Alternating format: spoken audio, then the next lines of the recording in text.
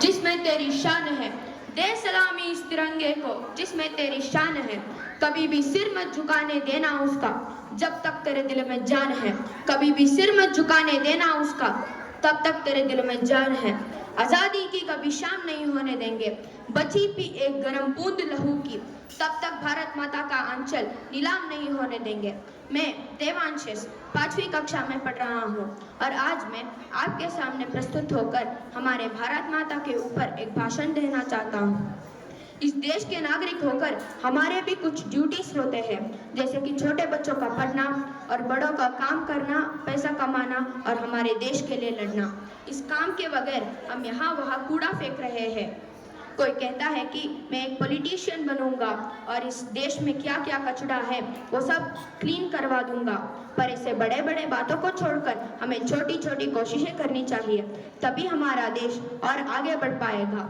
हमारे क्रांतिवीरों के ही वजह से आज हम चैन की नींद सो पा रहे हैं और उन्हीं में से कुछ नाम हैं रानी लक्ष्मीबाई, सुभाष चंद्र बोस, कित्तूर रानी चन्नम्मा, भगत सिंह और चंद्रशेखर आजाद।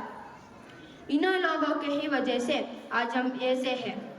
रानी लक्ष्मीबाई का नाम सुनकर लोग ऐसा ही कहते हैं कि बड़ी लड़ी वो मर्दानगी, वो तो झांसी वाली रानी थी, क्योंकि वो अपने बच्चे को अपने पीठ पर बैठाकर युद्ध में जाकर अंग्रेजों के विरुद्ध जीत हासिल किया था।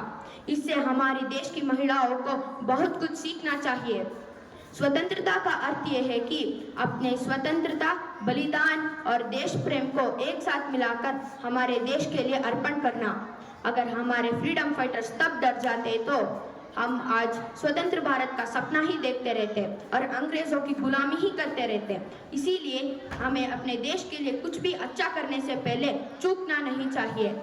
अगर सूरज की तरह बनना चाहते हो तो सूरज की तरह जल्दी उठना पड़ेगा, सूरज की तरह हमेशा खड़ा रहना पड़ेगा और सूरज की तरह हमेशा जलना पड़ेगा, तभी तुम एक देशभक्त कहला सकते हो।